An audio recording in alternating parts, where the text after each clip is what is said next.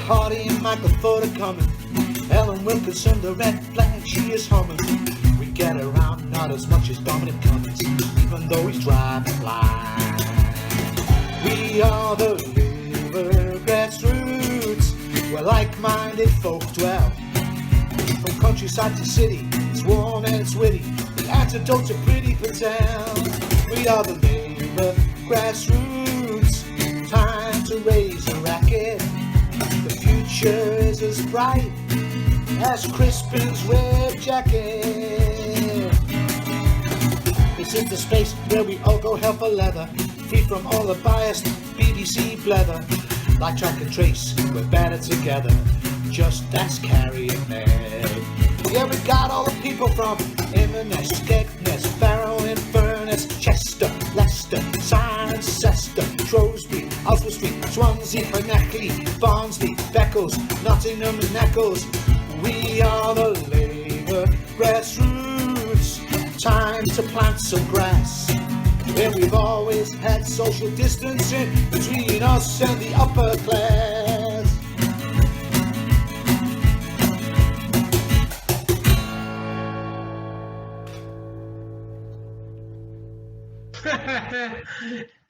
Welcome to the Not the Andrew Marr show. We've got a special show today showing solidarity with Scousers and the people of Merseyside who are all in lockdown. And to start the show today, we're going to have a minute's silence to think about all the people who've lost their lives from COVID-19 and all their family and friends, especially thinking of the people in Liverpool and Joe Anderson, the Mayor of Liverpool. So I'm just going to hold a minute's silence now.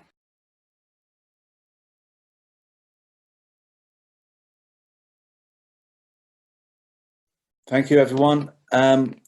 We're going to, it's a very busy show. We've got lots of people who are in Merseyside who've joined the call. And we're going to do a newspaper review with one of the members, a secretary from Liverpool Walton CLP, Alan. Are you there, Alan? I am. Good morning.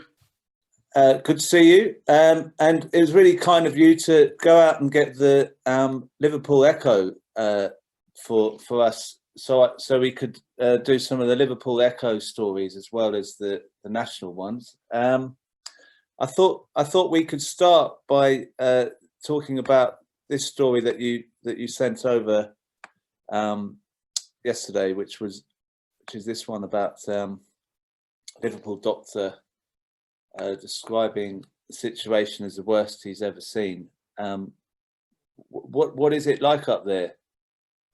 Well, I mean, this doctor talks about 90% capacity, and I think one of the points we got to make is we're seeing like the effects 10 years of undermining the resilience of the NHS through constant grinding cutbacks and creeping privatisation. And what you can see in this is the total failures of the government. I mean, there's a couple of failures. First of all is that their failure to get a grip originally, you know, to get things like a circuit breaker. You see decisive action was missing in March, and you get New Zealand, Germany, Denmark, Vietnam, Singapore, all getting a top on this. And I said radical thing, Colin, pulling your bloody finger out, taking action, defending the public health, and introducing testing and tracing. And now we've got the ridiculous case across Merseyside of the mixed messages. In Lancashire, you're in Tier A, where you can go to the gym. And in Liverpool, you're in Tier A, where you can't, you know. And it's just a totally bizarre situation. At the same time, you've got people like Michael Gove and Johnson with a wooden spoon trying to insert a conflict between the northern mayors. And Byrne and Jamie Driscoll and Steve Rotherham and others have said they're clearly on the same page. They want to see the proper funding of any lockdown so that you're not seeing people cast to the wolves as their livings just go. There's got to be a proper furlough, not 67%. It has got to be something that actually means you can survive on it. And the other story that we've seen is the which is in the Morning Star, was about the situation with the hospitals not being ready. I'll just find that story now. I mean, if we look at the chaos of privatizing healthcare and how that hasn't responded to this situation. I mean, to think that Liverpool's in this situation, and a lot of it's to do with not having the resources there because of the privatization fetish, really, that the government have. What's your take on that? And also, what about Dan Carden's speech? You were talking to me about that yesterday. Yeah, I'll talk about both. I mean, you drive through to head to Edge Lane to drive out the city at the Rockets on the motorway, and you pass the Royal Liverpool Hospital. And it was a tired old building. We promised this state-of-the-art building, and it was going to be built by Carillion. Carillion's chairman was Philip Green, not the one with the yacht, another one. The Tories seemed to roll Philip Green's off the conveyor belt. And he was, get this, the Tories' advisor on corporate responsibility. Cameron gave this fella a services to business, CBE, in 2014.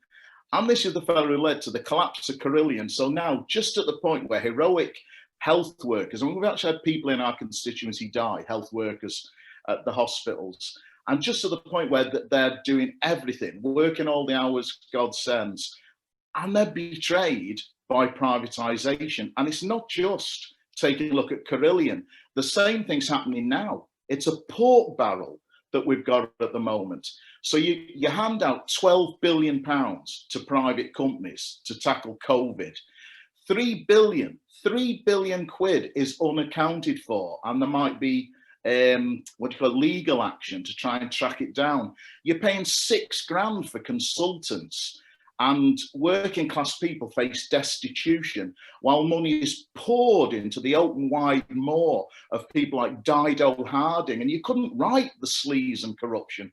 She's a Tory peer. She's married to a Tory MP. He's supposed to be in charge of controlling corruption for the Tories.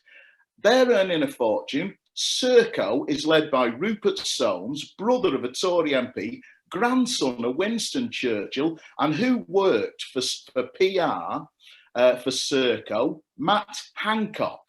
So when you add it all together, you've got Dodo, Serco, and Hanco, the three O's, 007. I nearly swore then. And the profits soar. It's sickening. You heard it here, folks. What I'd say about Dan and Ian and Kim and Paul, we're proud of those 4 Liverpool MPs standing on conscience. I mean, Dan got it going as shadow minister and everything in Parliament. There's Mick Whitley and Margaret Greenwood across the water. It was an issue of principle. This could potentially protect state undercover agents resorting to torture, murder and rape. Hold on and it's about spying on the Labour movement, the collusion over Pat Finucane, who was killed. You know, it's just, hold on you look at this, it was absolutely the right thing to do. I'm sorry, you're going ahead on the stories before I put them out there. That's fine. You knew it was coming, but I don't think anyone else did. So yeah. So this story of the Spy Cops bill, I couldn't believe what Labour's position was on it. I mean, sort of like a whip to abstain. It's not a very strong kind of message, is it? You're whipped to abstain. I mean. I mean, you take a look at it. I mean, you have a human rights lawyer who was elected. I mean, I think he peeled away some of Jeremy Corbyn's support to get his election. And one of the points, I can't remember which number on his 10 pledges, was human rights, right up front. And I'm sorry, if that is your pitch to the Labour membership, the Labour movement, to Labour voters, you can't then say you will actually discipline people for taking a stand on human rights. It's utterly untenable. What I do think is this has been a moment where the left kind of clarified its position And I think for the first time, there's a glimmer of light after us having been on the floor for 9 or 10 months. And the other thing that Dan did this week was hammering some of the private practice and the contracts. And the last time I looked, he had 2.5 million views for the speech he did in Parliament. These are rallying points for the left. I mean, we wouldn't choose them because it's scandalous that Labour abstained. But if actually the left starts to show a vision and a backbone over these issues, I think that is absolutely wonderful. I think that's the right thing to do. Line in the sand and stand up for socialist values. All right, well, thank you for that. Now, before you go on and give away what our next story is, I'll put this one up there, which is a bit more light-hearted. There's a game played yesterday. Did you know about that? Yeah, I did. Yeah, even my twin daughters, one's a blue and one's a red, and my oldest son was actually pinned to the screen watching it. Yeah. You can't miss it on Merseyside, believe me. And I'm going to bring in Don Biswas here, who's a Liverpool supporter. Don, are you there? Hello. Yeah, hello.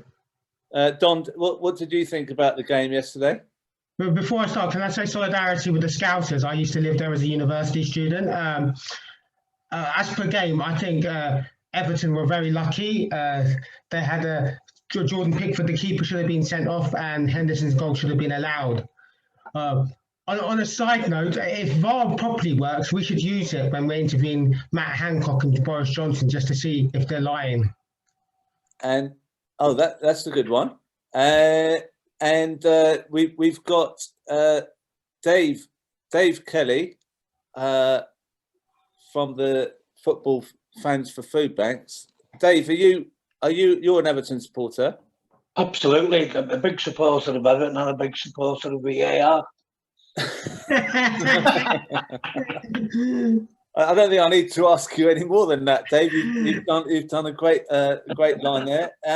So you think it? I mean, 2-2 is a good result, isn't it? Really, everyone's happy there, Don. Well, I suppose it makes the city happy, maybe, but I know not Liverpool fans. I mean, it's football at the end of the day. It's as they say, it's the most important thing. But yeah, it is what it is. It's still a long season.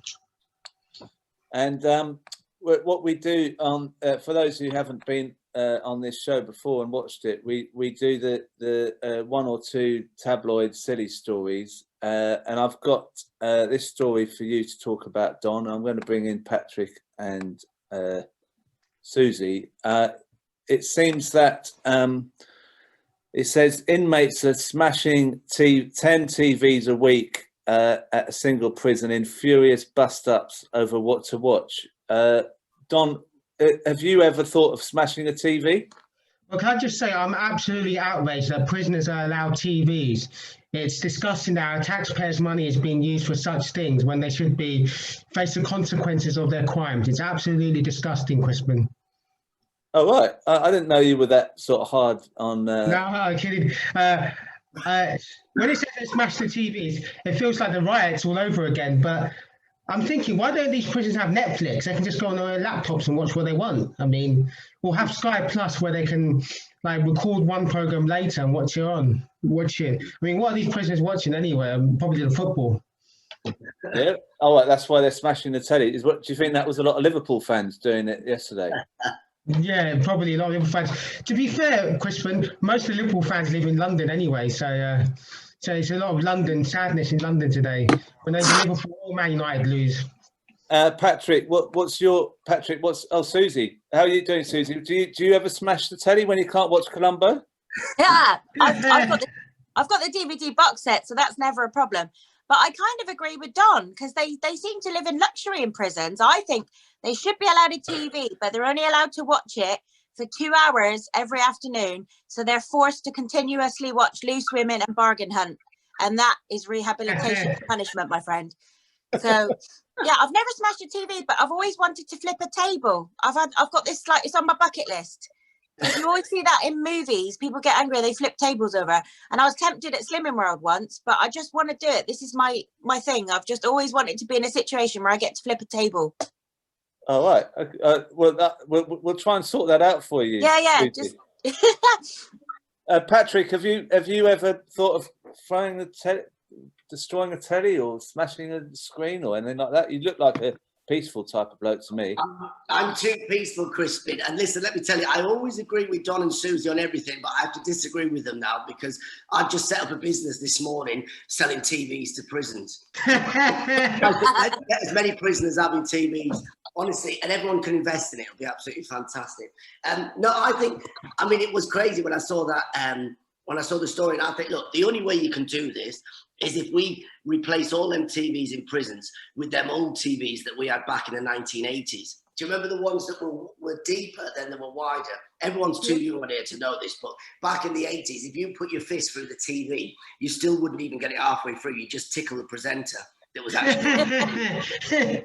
Like, look at everyone on it. You're all too young. You're all on your Zooms and your laptops and your iPads. You don't realise what it was like in the 80s. And let me tell you this about the football. I don't really watch the football at all, but I saw that clip yesterday, Crispin, that you were talking with Don about the, do you know the Everton keeper? He did a 2-footed tackle, didn't he, on the Liverpool striker? Did you see that? It was ridiculous. Yeah. And I thought, listen, I don't know much about football, but I thought I was watching Karate Kid 7. I've never seen anything like that. And I thought, do you know what we need to get that Everton goalkeeper and we need to bring him to my local Asda. And everyone who tries to buy more than 2 bob rolls, send that keeper in and just take him out. That's what you want. The security guard, that guy, was unbelievable. All right. Well, look, thank you very much for your input on the telly prison issue. I didn't know Don was such a hard line on prisons. And Mask slip, Crispin. I know. It's because you got that mic now. You've got that new mic. It's made you into a bit of a Tory. And I was school with a Tory Prime Minister, so John Major went to the same school as me, as did Jeff Norcott, Tory comedian. So John come down now.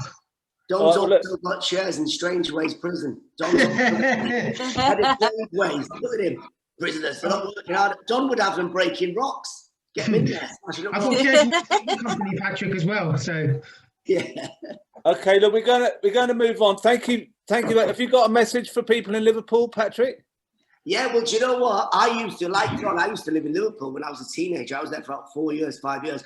And I love Liverpool. I remember, only the Liverpool people will know this, but I remember I used to live in Kenny, and there used to be the number 27 bus, and it was the Shield Road bus. And all the Scousers will remember this. What you do is you take your kids on the number 27 bus instead of the tour bus, because it would literally just drive around Liverpool. That's all you do. You just go on there. Right, where are we going today? Nowhere. We're just going to drive. Right. And it would literally just do a big loop and bring them back home. And it was hilarious. We used to go on that. And then there was the 051 Club. There was the Buzz Club. There was Garland's. And there was also the State. And for all the Scousers will know this. And it was amazing because Liverpool was the only city in the UK that catered for everyone. Like if you had a tracksuit and that was the only clothes you had, you'd go to the States. If you were high on poppers, you'd go to Garland's. And then 051 was the only club that existed until the government changed the 0151, the postcode, and then everyone was stranded. We were all stuck at home for years. It was a great time in Liverpool. Oh, thank you, Patrick. Susie, have you got a message for the people in Merseyside? Yeah. Well, we're big Liverpool fans in our house because my stepdad was from Liverpool and my mum and dad got to go there and do all the touristy things. They've got the Beatles mug from the cavern and stuff like that. And our house is like full of all you need is love and lots of sayings. But I used to love Brookside, and I feel like I learned all the Scouse slang I know comes from Brookside, and I miss it. I want it back. But solidarity with the Liverpool, it must be terrible. I mean, all I can say is what could be worse? Maybe just listen to the Anfield rap on a continuous loop while you're at home waiting for the clubs to open. Yeah, it's pretty rubbish, really. I hope they get out soon. But the dancing in the streets thing, that made me go, oh no, But yeah, that's it, really. Solidarity. All you need is love, etc. Thank you, Susie. Thank you, Patrick. Thank you, Don. we're lucky to have with us Ian Byrne, the MP, who we've just spoken about, who voted against the Spy Cops bill. Ian, are you there? Yeah, here, Crispin.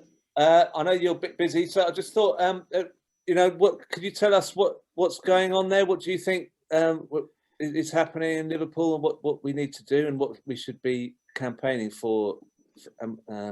Generally, how can we help Liverpool, really? I think first of all, thanks very much for putting the show together. It's certainly gone down well in Liverpool. It's a wonderful show of solidarity. And also, as you mentioned, Joe's brother passed away over the weekend, and that was his second brother that had passed away in a couple of months. His first brother died of cancer. So going through what he's doing, leading the city, and going through them family traumas, hats off to him. So thanks very much for the solidarity. That'll go a long way to Joe. Where we are in Liverpool, obviously, the statistics speak for themselves. Alan talked about it before in the paper review, and it's pretty tight at the moment with regards to hospitals and where we are with ICUs, and it's extremely difficult, Kristen. We're getting many people. It seems we're getting lots more friends and family who are actually contacting COVID. So it's there. We can see it. It's real, and we've got to do what we've got to do to try and get the numbers down, get the rate of infection down. I know you've got my great friend Dave Kelly on from Fan Support and Foodbanks, and Dave was one of those that had to self-isolate.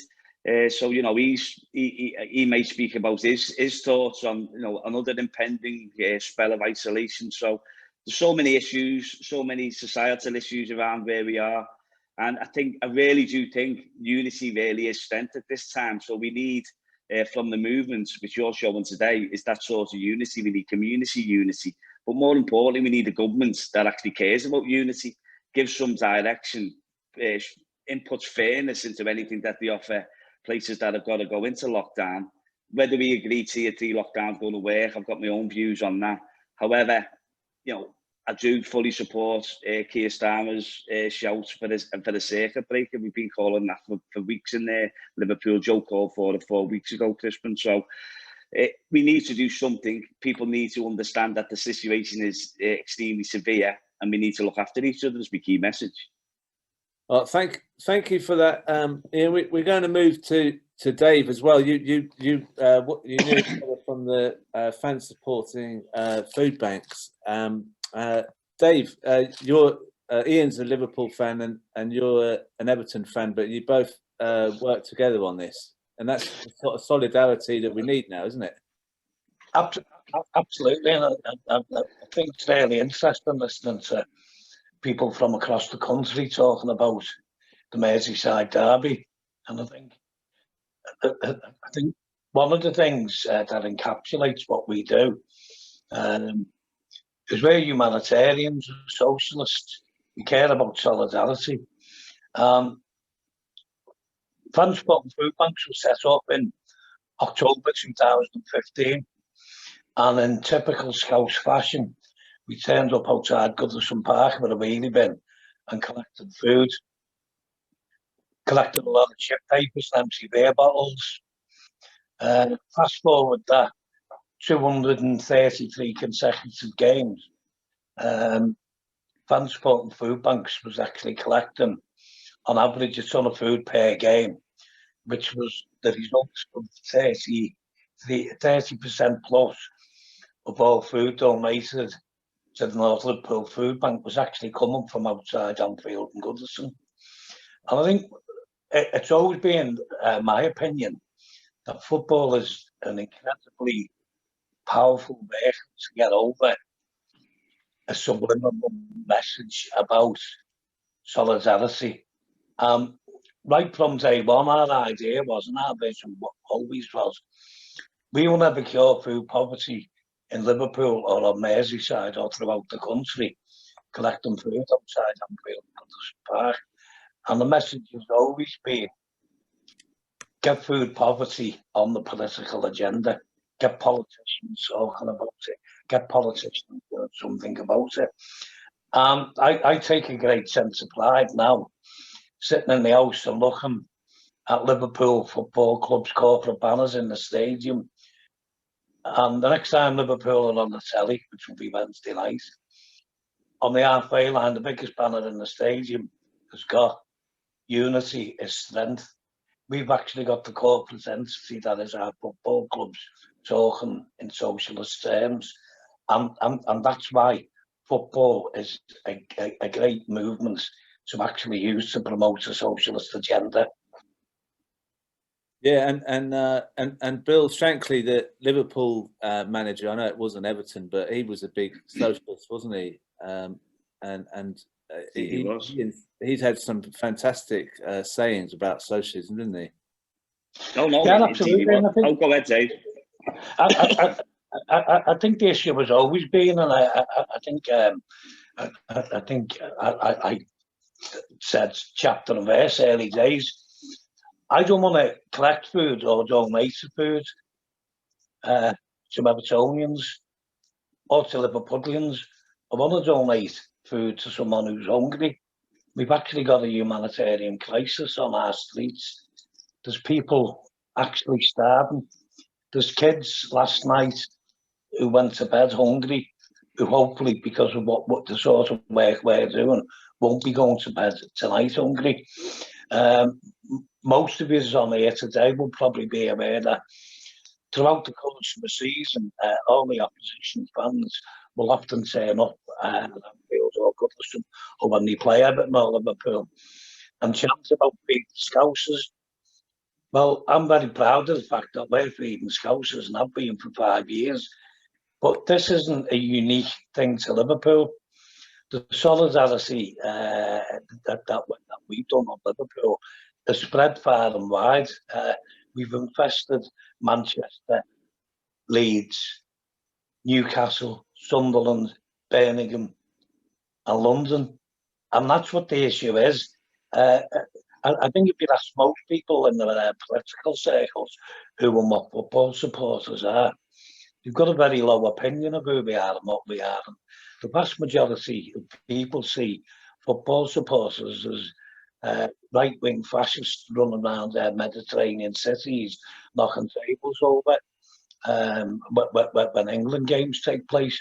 And they're quite shocked to see the likes of myself and Ian Byrne going into a mosque and doing a food bank collection with a mosque, or actually celebrating Mitzvah Day with the Jewish community. And that's what it's about. Football is one of the few things that unites all communities. We're in the extremely privileged position whereby we quite deliberately targeted minority groups of all from right across the whole of the community and work closely with them. And that's the opportunity that is largely being missed by the Labour Party and the trade unions. Well, thank you, Dave. It's really good to hear what you're saying, that it's spread away from Liverpool. Liverpool started this up and it's moved further afield, but also you've reminded people about the food poverty issue that's really coming to the fore at the moment. Is there a place where you think we can suggest people donate? Yes, I would urge anyone there to make a donation, and this isn't an appeal for fans supporting food banks on Merseyside. There's similar groups right across the country. If you just get onto our social media, you'll find various links. And the reality of all that is, just because it originally started in Liverpool, support your local food bank. Don't be making donations to us. We don't want your money. We don't want your food. Let's spread it out. Let's spread out and show a little bit of socialism and solidarity with our colleagues across the country. Thanks, Dave. Ian, yeah. Thank you for coming on the call as well. No problem.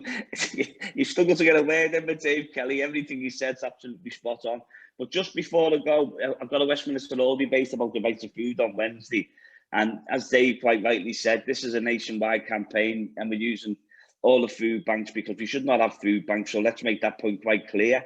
But also what we are going to be campaigning for the next couple of years is the right to food into legislation, which would then influence decisions that are made by any government of the day. So the right to food is an extremely important campaign, which we will be running. And as I said, I'll be speaking about it in Parliament on Wednesday. And just to finish, thanks very much for all the solidarity. I can see all the messages of solidarity to the city, and it really is appreciated. And we really do feel loved at this time, certainly on this programme. So thanks very much for enabling that today. Thanks, Ian. I'm going to speak to John Wiseman now, who works in NHS and is also a NEC candidate. John? Yeah, it's education, Crispin. Education? It's education, yeah. Oh, education. Representing. I'm getting it. I've got too many. Yeah, you're losing it, man. You're losing it, bro. I am. I represent a lot of teachers in Liverpool. Some are on this show today, to be honest, for getting first engaged in outside the union in the Labour movement. So that's hopefully good news for the future of the Labour Party. All I would say is we've got a number of teachers. One, he's in hospital at the moment, one of my health and safety reps. We've got another one who's one of our officers, Pete Glover from Bootle, who's also been severely ill with the disease.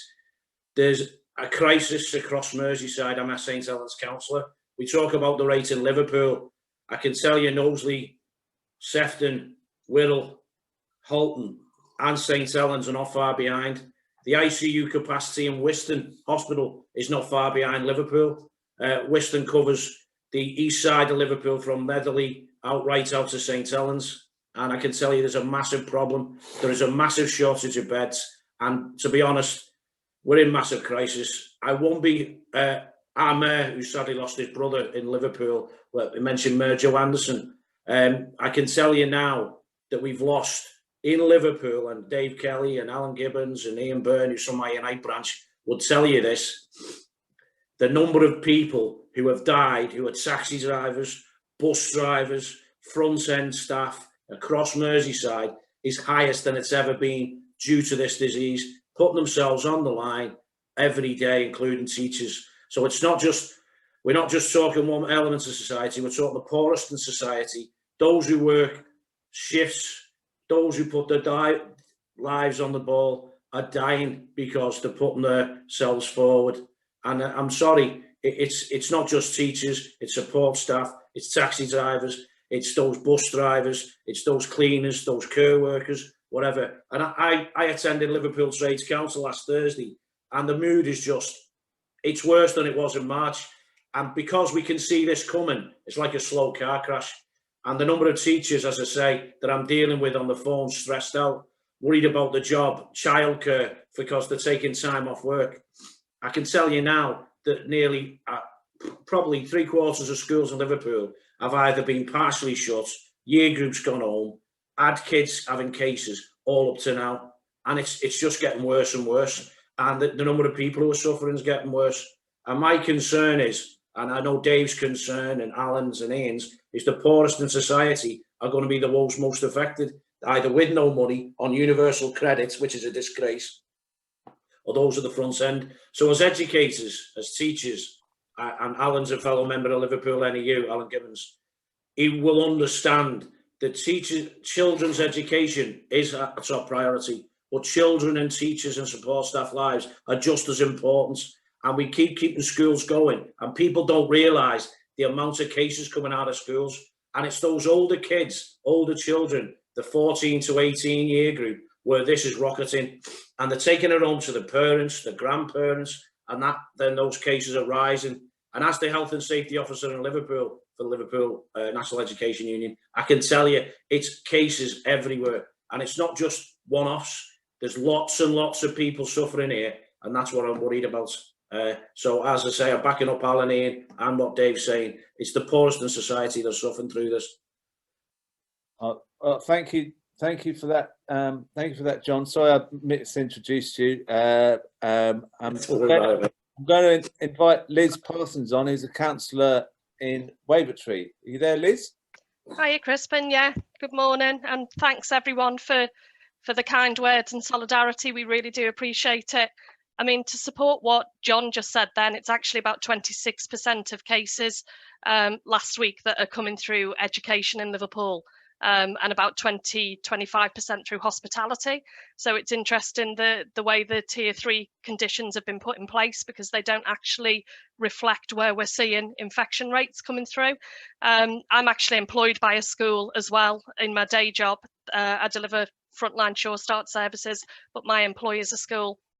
And I'm massively concerned that we haven't got a circuit breaker that includes education at the moment. I think it's the only way we're going to be able to move forward.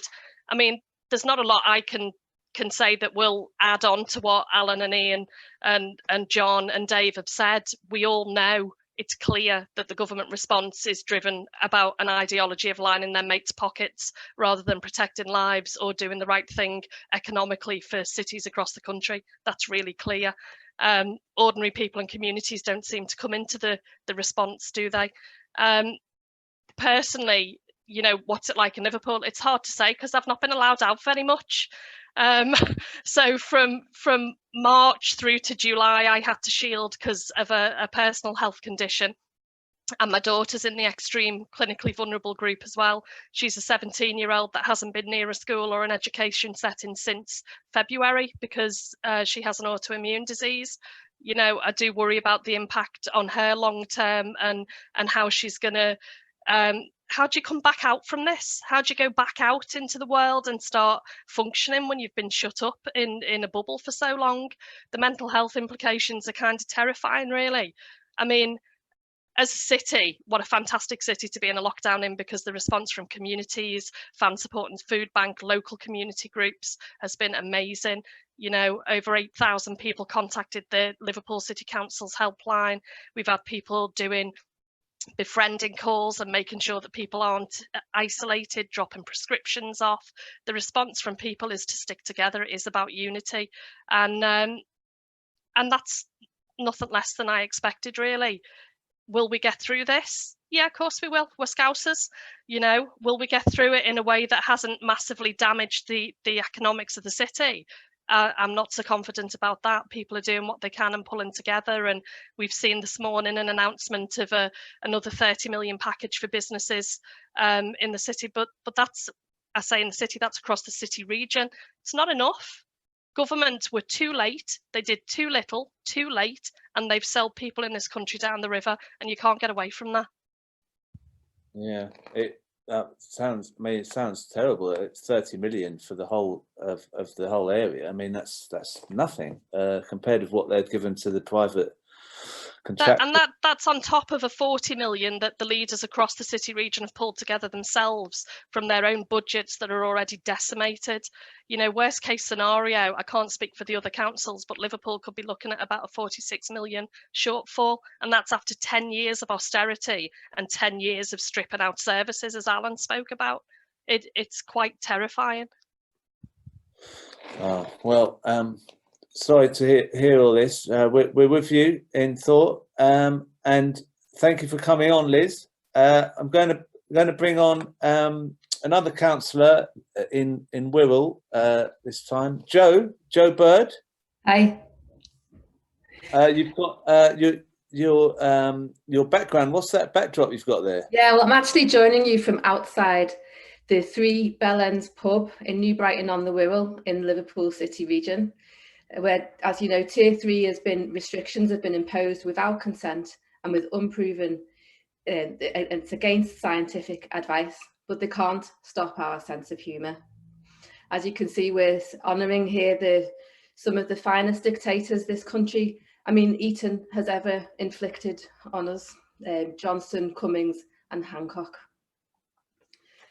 The restrictions that are imposed have come straight after Eat Out to Help Out, but now we're being told that we can't celebrate weddings, birthdays, anniversaries, extended families can't hear the children's laughter. You know, this is more than socialising. This is the roses, this is the glue that keeps communities together. This is our resilience. These are our events essential for our mental health. And condolences to everybody who's lost loved ones before their time. Thank you. Well, thank you, Joe, for coming on. Yeah, that's a very true point about the 3 people behind you in that image. They are they have been particularly bad on this. To break up the show a little bit, we've got some music and some entertainment. We have a song specially written by Robb Johnson called Hope Street, and I'm going to play that just now.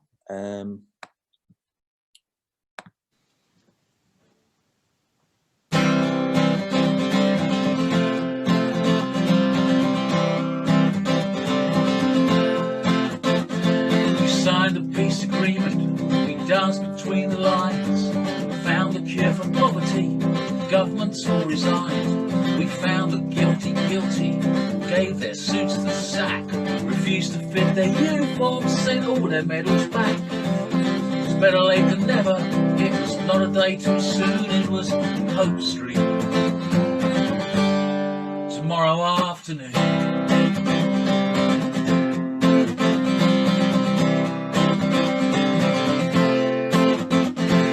Lifted all the curses every zealot's ever laid, rescinded all the fatwas and abolished all crusades, took back all the money that they made from making bombs, turned it into ploughshares for the kids they stole it from. We took the toys away from the boys, all they blow up now is balloons on Hope Street. Tomorrow afternoon.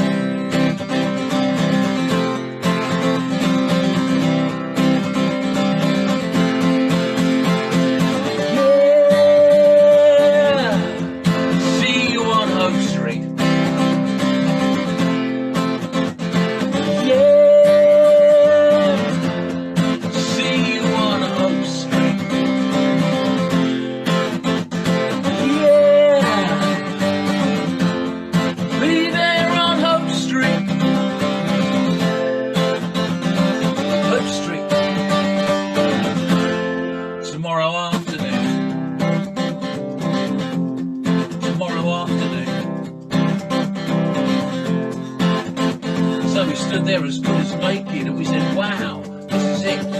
This little bag of bones and dreams of wind and piss and shit, but with nothing half so beautiful, each smile beyond compare. Maybe I won't make it, but one day we'll be there. We'll share the bread and roses, it ain't asking for the moon, it's Hope Street. Tomorrow afternoon.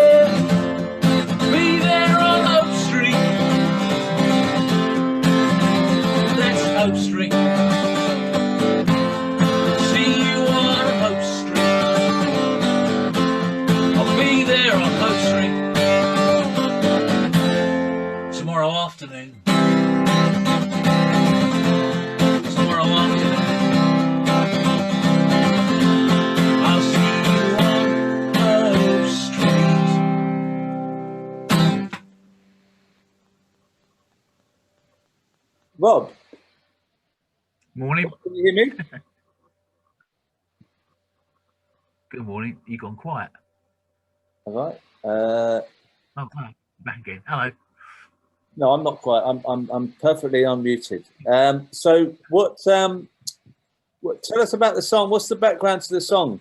Well, I was doing some. I was gigging in Liverpool at one point. Someone said you should write a song about Hope Street because it's main street and it's Liverpool Street, and it symbolises kind of unity because it runs past the Catholic cathedral and the Protestant cathedral. So I thought, well, yeah, let's have a positive song because Liverpool it's pretty inspirational, isn't it? Culturally, I would say that a lot of the lyrics in that song come from the fact I read the Mersey poets. Roger McGough and Brian Patton and Adrian Henry at an impressionable age, and you know, so we wouldn't have had rock and roll without Liverpool, and so Liverpool's always sort of and of course it doesn't read the sun, so it's always been an inspirational place. So I wanted to write a song that drew its inspiration from Liverpool Street of Hope.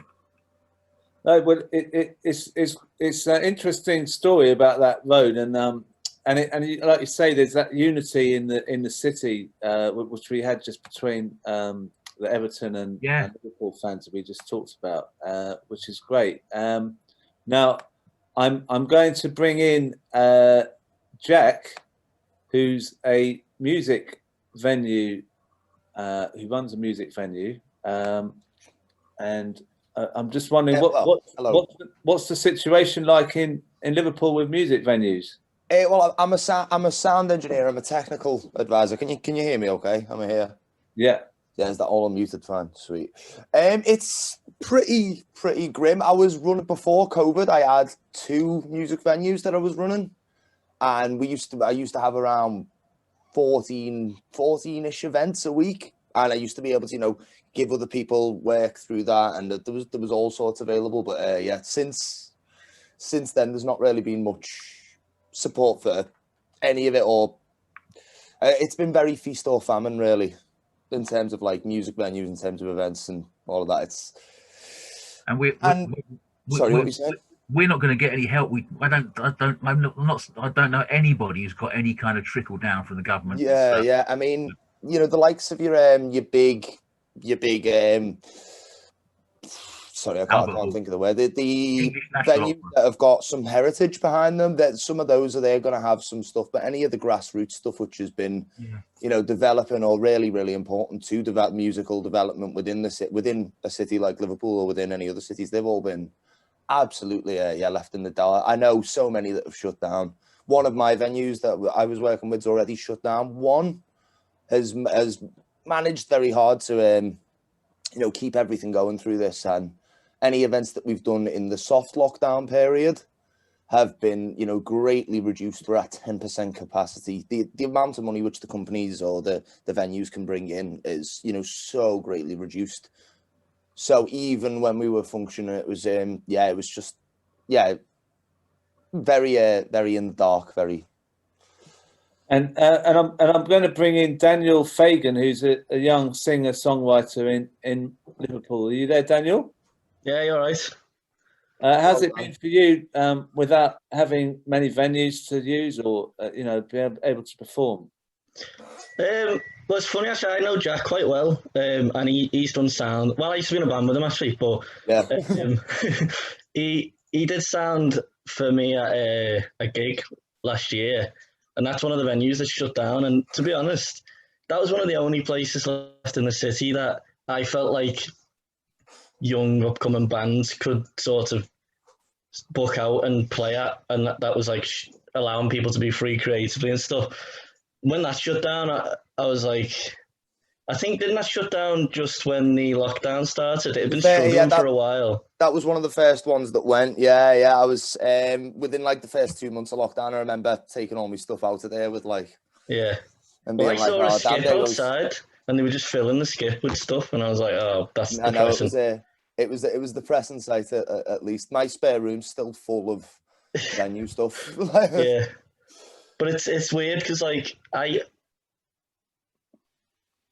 I've been doing music for years, but I started my own sort of like, I started releasing my own singles in October last year.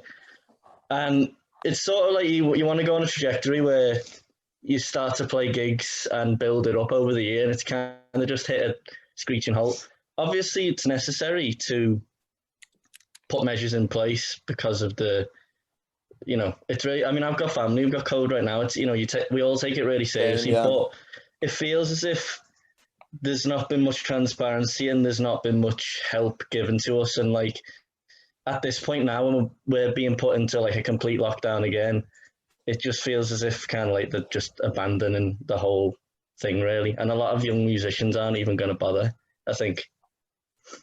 And it is part of the Liverpool's heritage, the music side of it. Liverpool's famous for that. So I mean, to have that stopped is like cutting off a major part of the cultural side of the whole city and the surrounding areas. Yeah, I mean, like when we started out, we were available to be able to, like, you know, go out and do these things. I just think that, yeah, a lot of this is going to be not even seen as viable for people who maybe want to do it in future. You know, any young 17, 18-year-old now who was, you know, wanting to start a gig and wanting to start to get their own stuff together and maybe, you know, work in this industry or, you know, do music and perform in this industry, it's just being seen as it's not a viable path. And a lot of people, as Daniel said, then it's not gonna be seen as anything that people are going to be pushed into or even want to be able to do. Yeah, it's I'm actually it's like sort of relates to what Liz was saying before about how a lot of the leaders have tried to get their own money into the city. I help out at a Merseyside Youth Association thing called the Noise Project, which is like basically getting young people from disadvantaged backgrounds or with disabilities into music as like a positive outlet and stuff. And a lot of those young lads now are just sort of, yeah, they're feeling quite hopeless, and it feels like they're not going to make any money off gigging, so why are they doing it? And it was kind of like it was doing really well for a lot of people, and now it feels as if like, yeah, sort of just, yeah, and it's bad to see, like, and I feel like it's all reflected in all the youth centres that shut down as well. Like, young people they haven't got anywhere to go, and like, no wonder some people get into trouble. Yeah. Well, look, I'm going to move on. Thank you both for coming on the chat, and solidarity. Thank you. And I'm going to bring in Anna, who is a pub owner in Liverpool. Hi. Hi, Anna. Hi. So how is it for you? How do you feel at the moment? Oh, overwhelmed, angry, devastated. It's not just my business. I own this. I live here. I'm sitting upstairs in my flat above my pub at the moment. And what's happened? Do you serve food, or can you get around? No, we don't serve food, and we considered it, but to be honest with you, with the 10 p.m. curfew, we were losing money hand over fist being open anyway. So to invest in catering equipment, even the most basic, design a menu, buy the product, pay someone to cook, it just seemed like too much of a risk. We were already losing money being open. My pub's very old. The shape of my pub means that we can have very, very few people in, socially distanced. I was taking less than 10% of my normal weekly income, but I had to have as many staff on because you've got to greet people, show them to the tables, provide table service, keep everything clean, check the toilets. It's just been an absolutely impossible situation. And so, what's your hope for the future? What do you think how do you think you can get through this? My main hope is that I don't lose my home and my business. I've been here 18 years. I've worked very hard to build a vibrant business, and it was very vibrant. I have no answers for my staff on their long-term future at all. Some of them have mortgages, kids, you know. I mean, I have seen today that some kinds of financial package, I believe it's 51 million, has been secured from the government to help support Liverpool today. Whilst that does give me hope, I don't think it's enough. But at the moment, it's, you know, so many of us are in a situation where the smallest support is going to mean a lot to us. So we want to lobby for more support from the government, because there's no. We need to, and I think we need a massively coordinated approach here. I've seen various groups doing great things, but for me, you've got hundreds and thousands. I mean, just in Liverpool alone, it's the owners, the managers, the workers, it's the supply companies, the drink suppliers, food suppliers, their delivery drivers, it's cleaners. You know, never mind then if you step outside hospitality into, you know, the NHS, into the teaching profession. And can I just say, Hospitality opened in July. There was no significant rise because we all acted extremely responsibly. We had Eat Out to Help Out in August, no significant rise. There was a small rise in September when people started going back to work and the schools opened. Then we had all the university students travelling all over the country and arriving back in Liverpool. And quite honestly, most of them ignoring the rules, not wearing masks, congregating. I can still hear 2 or 3 house parties a night in my area. God love them. I don't want to point fingers, and I think they've been ripped off as well, brought back to cities to pay rent and then study online. I think they have a strong argument that they've been ripped off. But we can all see that the problem here is students. And I think that a decision has been made between the nighttime economy of a city and the student economy. And they've plumped for the student economy. And we're being left to hang out to dry. Right. Yeah, they sort of said it's either the pubs or the students. They made that sort of thing, didn't they? Yeah. Well, I'm really sorry to hear what's going on there, and we send our support to you, and we will try and lobby. Everyone will try and lobby to make sure that there's more support for people like you working hard and trying to keep people working and giving them an income. Yeah. Sorry, I'm going to move on to Emma. Emma Bird, who's a performer in Liverpool and also is the sister of Joe Bird, who we spoke to earlier. Emma, hi. How are you doing without performing? Yeah, hi, thanks, Crispin. Just echoing what the musicians were saying earlier as well. Basically, creative people feel like we're born to create. That's what we're here for. That's what we offer society, and there's absolutely no outlet for performers right now. I'm an actor and also comedian, so there's no opportunity. And then sort of seconded is that there's no government support, or not enough government support. A lot of people in my industry, in the theatre industry, work in hospitality to make ends meet. So obviously there's no hospitality. My heart goes out to people like Anna and pub owners. There's no hospitality, so there's no jobs for people to make a living, and there's no creativity that's paid and sustainable and safe for us to do. So there's a lot of creatives in Liverpool that are this silent sector. We all have rent to pay and mortgages to pay and dependents to provide for. But if we can't create and get paid for that, and we can't work in our secondary jobs, what do we do? And then we don't often get support from government. I mean, personally, I think universal basic income would be is the way forward. But yeah, so there's a lot of like lost creative souls in Liverpool right now. So we don't know what to do other than we create online. Like the online world is buzzing right now in terms of creativity. There's actors, poets, performers, there's music, there's comedy, there's all sorts of things going on online, but none of that is paid work, and none of that is really what we enjoy. I mean, we enjoy it, but it's not the same as being in a live venue.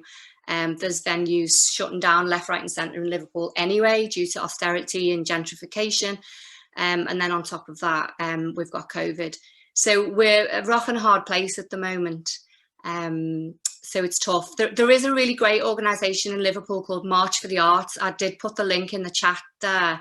But March for the Arts is a grassroots freelance creative organisation who are basically, because we're not traditionally unionised, so we've bandied together to create an organisation that can offer support to freelance creatives. And yeah, so if there's one thing you can do outside of the city, you can follow March for the Arts and just see what creatives are doing online and share, like, follow, support the sort of online content that we're producing. At the moment, that's all we can do is online content for free. So that doesn't help pay the bill. Well, thank you for coming on the call. Gerry is here and he's going to perform a couple of poems. Gerry, you're in Manchester, yeah? Certainly am. Don't tell the Scousers. Uh, They'll kill me. Right. Okay. Whenever they point the managed decline laser beam, the Tories, they always point it at Liverpool. So, and we have to remember where that managed decline came from. And I was from that first wave of managed decline in 1979 onwards. And I think we're now facing the full force of the Thatcher mutation. So we're going to go back to Thatcher with this. Me and my friend Caleb went partying when Thatcher died, and the Manchester Tory Queens didn't quite like us very much. So this is, but she's not, it's just not enough that she's gone, because she's around everywhere. The mutation of her is everywhere. This is called Thatcher just isn't dead enough for me. A wooden stake wouldn't have cut it. For that shit to work, you need a heart. A silver bullet between the eyes, take out the brainstem. Well, a start. I'd have gladly got Vlad to impale her, Frankenstein's monster to assail her, the werewolf to rip off her limbs. But those monsters are fantasy, not the deranged, darkened reality of an ideologically driven, unholy, evil, sociopathic whims. You could kill her 1,000,000 billion times, but you see, no matter how unalive, how brown bread, Thatcher just isn't dead enough for me. First, they came for our children's milk. Now they want their food. Her ball still rolling with life. She's stolen. We're still screwed. Firing squad, slow poison nailed to our country's mood. It's just not enough for this anarchic puff and his ragtag ministry. No matter how kaput, and for every factory shut, Thatcher will never be dead enough for me. Now, let me say this compassionately. Throughout all the hate, mine is disgraced, and for clause 28, Thatcher will never be late enough for me. And I'd like to finish with this. I think one of the greatest moments in Liverpool, I know one of the greatest moments, is bigger than the Beatles, is Hillsborough. And for so many reasons, but a lot to do with the comradeship of the moment, and the moment was born of horrific grief. So I wrote this poem, not as a kind of performance poem, but just as a kind of, when Anne Williams died, and Anne Williams was a Hillsborough campaigner. And sometimes when you watch things on the telly, you just become a fan of somebody, and I became a fan of Anne Williams. So I wrote it just as a poetic moment for her, and then they won the first victory. Then I put it in the set, and it blew the roof off, and that was and it wasn't intended to do that. It was just like a moment, but I know they lost the final battle, but that doesn't mean to say there was no great honourable and spiritual and moral victory in the whole fight, and that is a wonderful thing that is I think envelops and encapsulates the Liverpool spirit. So even though we didn't win the final battle, we won something. So this is called Love Fought the Law and the Law Lost. Because it is roar of life bubbling in the pool of life. Because it's not all you need, it's what you need. Because love freed lands like seeds on a breeze, finding flower in fields of grief. Because love knows more than fact, acts, reacts, more than that, patience its way to the truth. Because love is old, love is youth, love unbridled soars to the highest roof, and spring heals its way to you. Because love can get you into a whole lot of trouble, but it can also get you through. And a love loved at any cost means love fought the law and the law lost. Love in the mother, love in the brother, love in all the other roads, love in the cop, love on the hop, love in all the trendy modes, love in the pint, love in the cuppa, love on a downer, love on an upper, love in all the secret codes, love for the pause, and love for the cause. Because love is reciprocal, political, and there's love leaden and laden in every road. Because it is engine and fire, light in the darkest quagmire. Because it's true. Love gets to me, love gets to you. It's not all we need, it's what we need. And when we need, we do. Today, there's no love bigger than Liverpool, because today, love is truth. You loved your children so very much, and a love loved at any cost means love fought the law and the law lost, because it is. Roar of life bubbling in the pool of life, because it's love. And I'd just like to dedicate those 2 poems to Hamby of Hamby and the Dance, who sadly died of COVID this week. So thank you very much, everybody. I do have an ending for this show, which should unite everyone.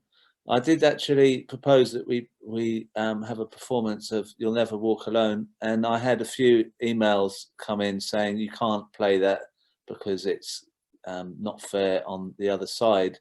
So I'm going to invite John Wiseman. John, you're there. Right, now you're an Evertonian, yeah? Yeah, I am indeed. Right, okay, so what I'm going to do to end the show, we're going to do both the two clubs. We're going to unite everyone by singing both of them. The first one is Everton, and you are leading the dance, okay? Because this isn't with singing, this is dancing. So if you have a dance that you can do with it, that would be great. So I'm going to play song.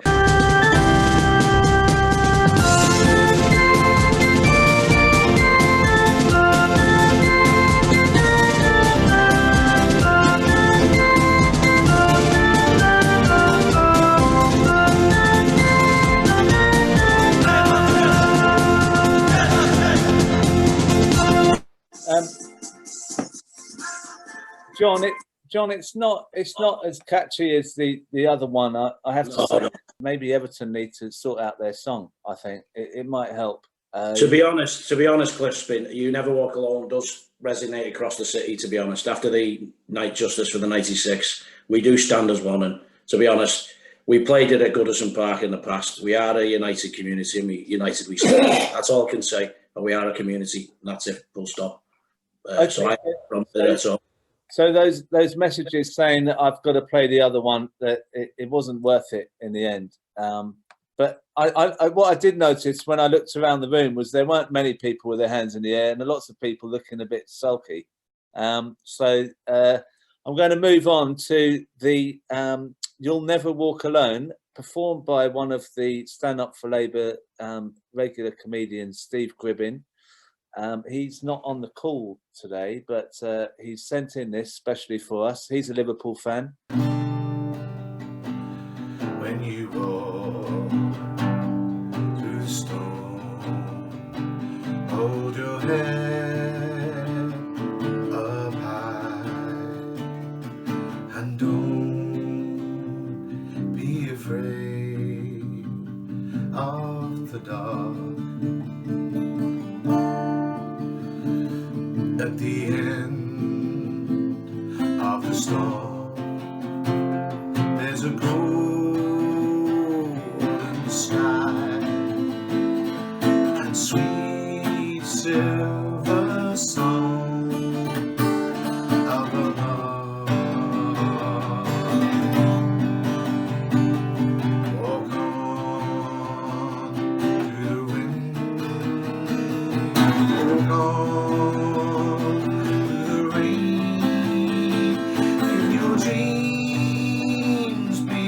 on.